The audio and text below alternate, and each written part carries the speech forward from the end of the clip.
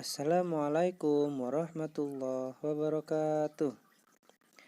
Bagaimana kabarnya pagi hari ini anak-anak? Semoga tetap dalam keadaan sehat dan tetap semangat. Nah, hari ini kita masih akan mempelajari tentang pekerjaan. Minggu lalu kalian sudah saya kasih tugas untuk mengganti kata yang bergaris bawah dengan kata-kata yang ada di bawah contoh. Nah, di sini yang atas ini adalah contohnya, yang di bawah ini kata yang nanti akan digantikan pada kata-kata yang di garis bawah. Di atas ini sudah ada pertanyaan atau tanya jawab singkat antara mim dan tak. Nah, mim yang bertanya, tak yang menjawab. Coba kita baca dulu bersama-sama ya. Bismillahirrahmanirrahim. Man hadza? Ada yang masih ingat hadza itu artinya apa? Hadza adalah artinya ini. Jadi man hadza, siapa ini? Nah, di situ di sebelah kiri sudah ada gambar seorang insinyur. Maka di bawahnya si tak menjawab, hadza akhi. Akhi, ada yang masih ingat apa artinya akhi? Akhi, ya betul, akhi adalah saudara laki-laki. Nah, sebelumnya kalian juga sudah mempelajari tentang isim dhamir. Ada yang masih ingat apa itu isim dhamir? Nah, isim dhamir, betul, isim dhamir adalah kata ganti. Di situ akhi memiliki akhiran ya yang termasuk dhamir muttasil dari kata ganti ana atau kepunyaanku atau aku. Nah, dalam isim dhamir, coba dibuka lagi catatannya tentang isim dhamir. Dalam isim dhamir itu ada dibagi menjadi dua ya anak-anak. Yang pertama dhamir muttasil, yang kedua dhamir munfasil. Nah, untuk dhamir muttasil adalah dhamir yang penulisannya bersambung atau tidak bisa berdiri sendiri. Harus ada kata yang mendahului atau harus digabung dengan kata setelahnya atau sebelumnya. Nah, di sini akhi yang memiliki arti kakakku digabung dengan dhamir muttasil ana, yaitu ya, maka akhi dengan tambahan ya di belakangnya memiliki arti kakakku. Seperti itu ya anak-anak. Nah, kemudian hadza akhi, ini kakakku. Huwa muhandisun nasyitun. Nah, huwa di situ juga merupakan kata ganti. Kata ganti dari siapa? Dari dia. Dianya siapa? Dianya adalah kakakku tadi. Jadi si tak menjawab, dia ini adalah kakakku. Dia, huwa merupakan isim dhamir atau kata ganti. Kalau ya tadi itu adalah dhamir muttasil, contoh dari penggunaan dhamir muttasil, sedangkan huwa itu adalah contoh dari penggunaan dhamir munfasil. Jadi dhamir munfasil itu adalah dhamir atau kata ganti yang bisa berdiri sendiri, tidak perlu ditambah ya, tidak perlu ditambahin kaf dan lain sebagainya. Jadi kalau huwa tetap huwa, hiya tetap hiya, anta tetap anta, ana tetap ana, dan seterusnya. Seperti itu ya anak-anak. Jadi mudahnya kalau dhamir munfasil itu bisa berdiri sendiri, kalau dhamir muttasil itu tidak bisa berdiri sendiri. Nah, kita lanjut ya. Huwa muhandisun. Dia adalah seorang insinyur ya, atau arsitek. Juga sama. Huwa muhandisun nasyitun.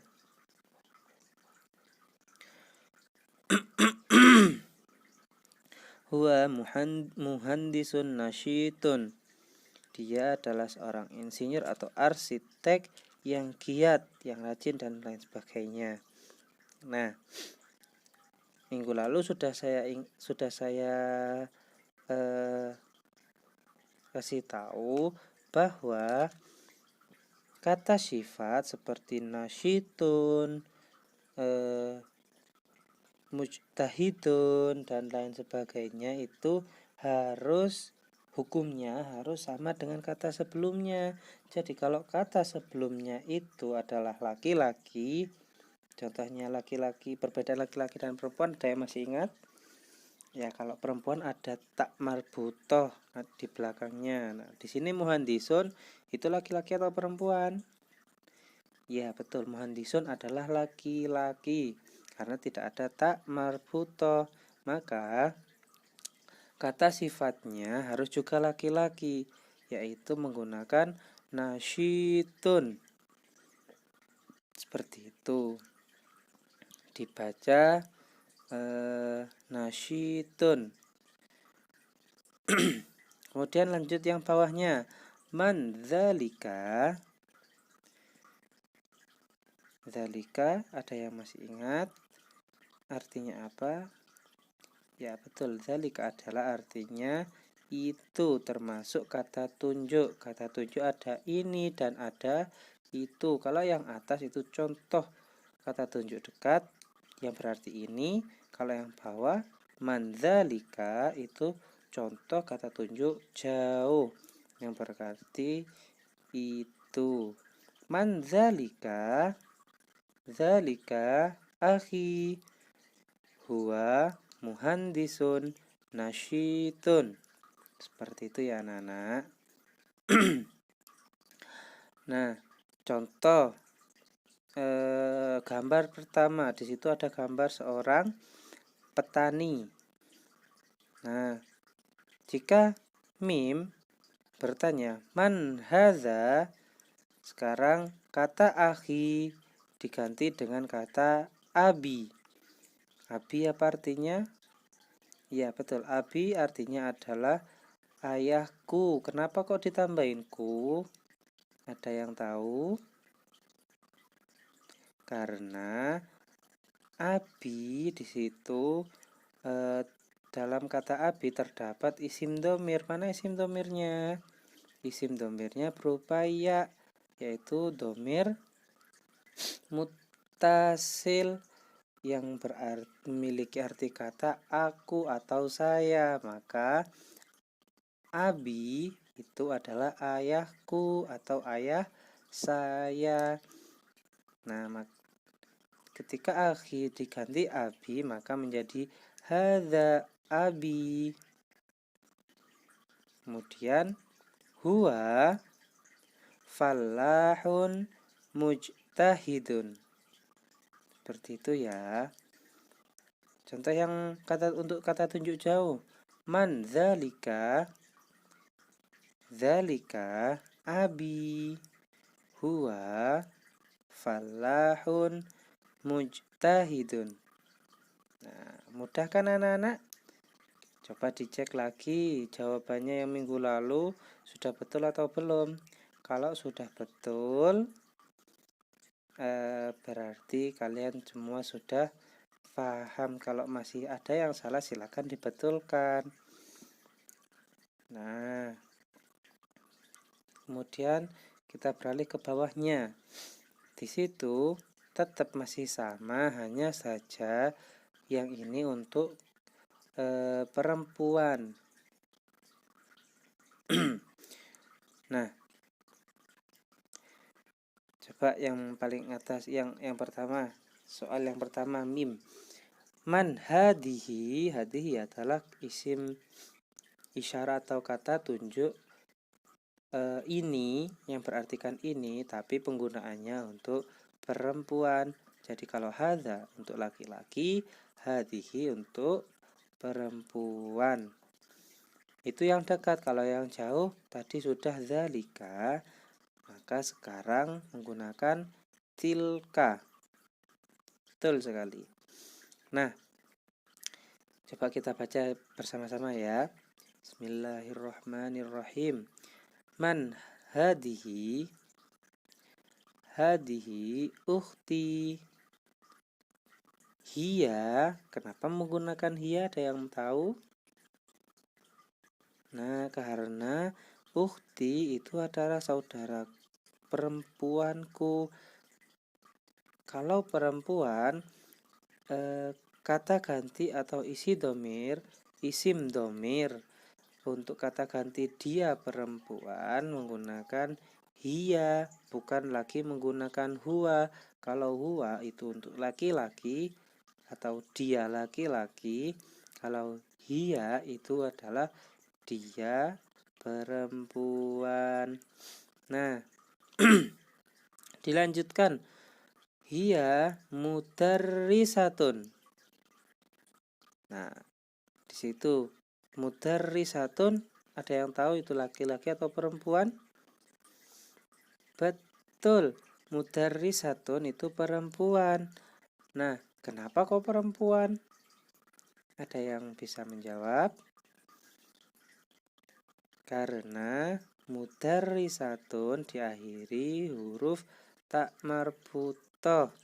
Contoh yang paling gampang adalah itu. Jadi mudarrisatun, kenapa perempuan? Karena diakhiri oleh tak marbutoh. Nah, kata sifatnya seperti yang sudah saya katakan tadi, juga diakhiri dengan tak marbutoh. Jadi nggak boleh pakai nasyitun, melainkan harus nasyitotun, harus ditambahi tak marbutoh. Kalau tadi ada nasyitun, sekarang diganti dengan nasyitotun. Seperti itu ya. Sama halnya dengan kata tunjuk jauh. Man tilka, tilka ukhti. Hiya mudarrisatun nasyitotun. Seperti itu ya. Nah, sekarang dicek lagi pekerjaannya. Sudah betul semua atau belum? Kalau masih ada yang salah, silahkan diperbaiki ya anak-anak. Nah, itu untuk minggu lalu. Hari ini kita akan mencoba belajar menjawab ketika kita ditanya oleh seseorang ingin menjadi apa esok ketika sudah dewasa atau di masa depan. Nah, di sini ada sebuah pertanyaan dan sebuah jawaban. Nah, yang pertama ada madza turidu antakuna fil mustaqbal. Jawabannya uridu an akuna muhandisan fil mustaqbal. Jadi ketika ada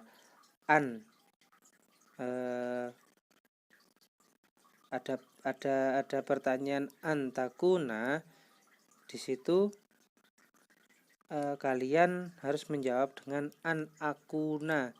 Uridu an akuna muhandisan fil mustaqbal. Itu adalah contoh dari sebuah fi'il. Nanti yang akan kalian pelajari di kelas 6 insya Allah sudah ada. Jadi untuk saat ini cukup kalian mempelajari cara menjawabnya saja ya.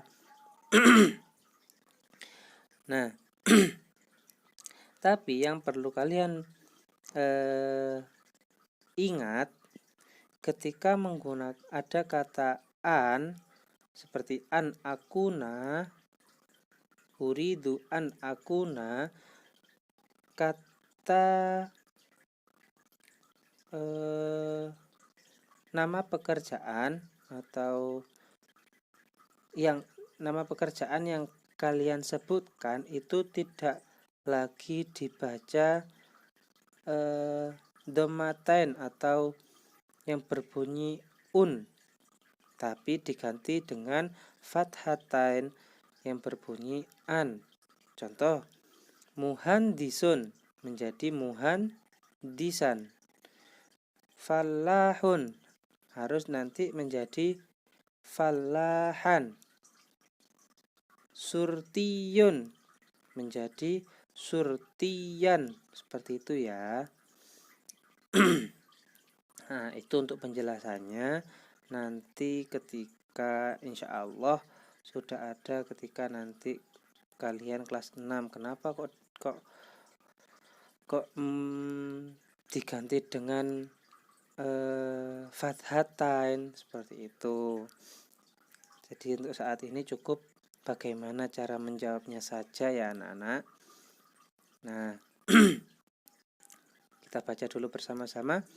Madza turidu an takuna fil mustaqbal?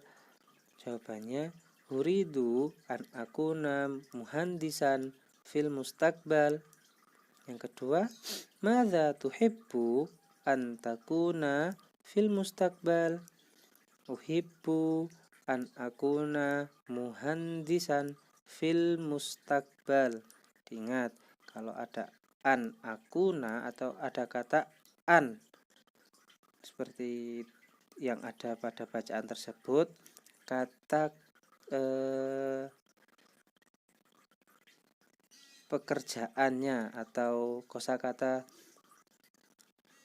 profesinya bukan lagi menggunakan un tapi menggunakan an. Seperti itu ya. Nah, jadi intinya apa arti dari madza turidu dan madza tuhibbu antakuna, madza turidu antakuna? Inti dari arti pertanyaannya itu sama. Ada yang masih ingat? Minggu lalu, 2 minggu lalu sepertinya sudah saya kasih kosakata untuk mengartikan itu. Coba dibuka lagi bukunya. Betul, di situ artinya sama sebenarnya. Apa yang di masa depan kamu ingin menjadi apa, atau apa yang kamu inginkan, apa yang kamu impikan, atau apa cita-citamu di masa depan. Seperti itu ya. Artinya sama.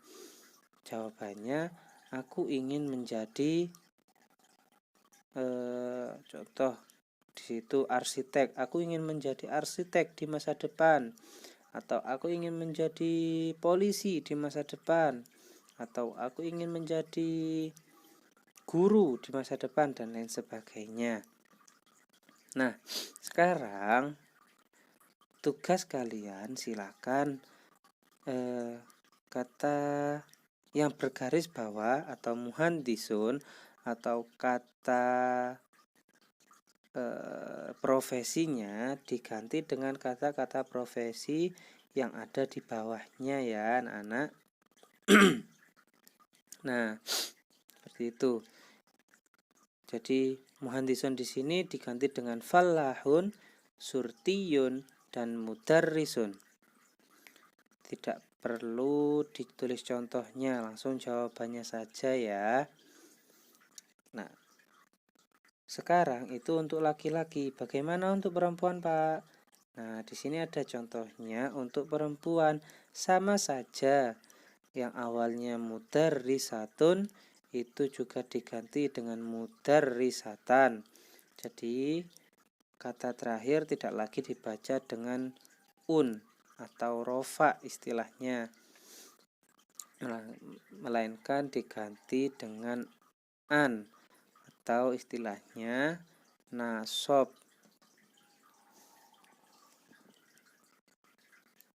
Jadi mudarrisatun menjadi mudarrisatan.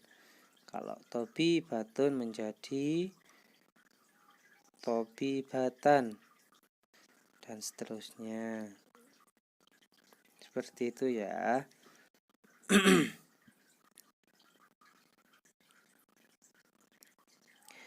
Jadi tugasnya sama.